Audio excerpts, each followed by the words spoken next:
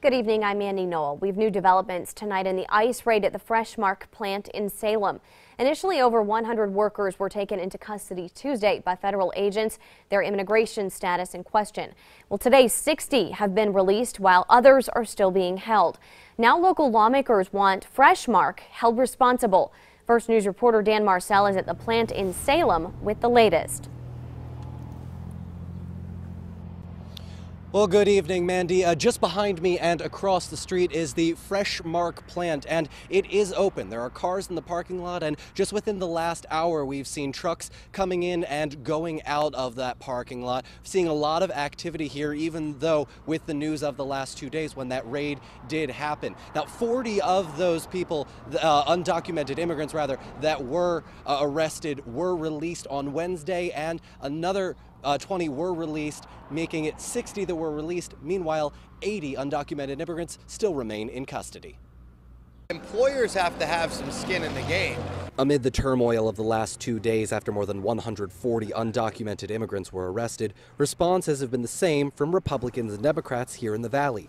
Hold the employer responsible. We need to make sure that we don't have illegal undocumented workers flooding the border, but at the same time we have to realize that there's a lot of people in this country that are taking advantage of these folks and deriving a benefit from their work. And the companies are at fault too, because they're enticing them to come to there.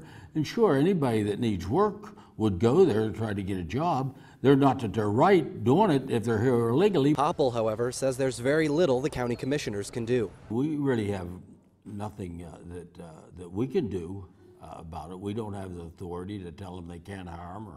We asked Freshmark to discuss the calls to hold the company accountable. They didn't address the issue, saying we should ask Homeland Security because it's a law enforcement issue.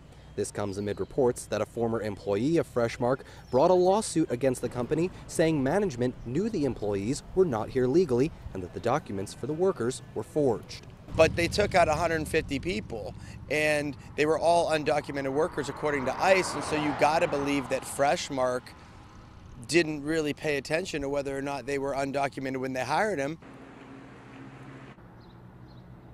That case was eventually dismissed. Meanwhile, State Senator Joe Schiavoni also tells me that he and other state senators are shopping around for new legislation that may be able to at least somewhat resolve this issue here in Salem that has impacted the community so much. But he does tell me that could take some time. In Salem, Dan Marcel, WKBN 27 First News at 6.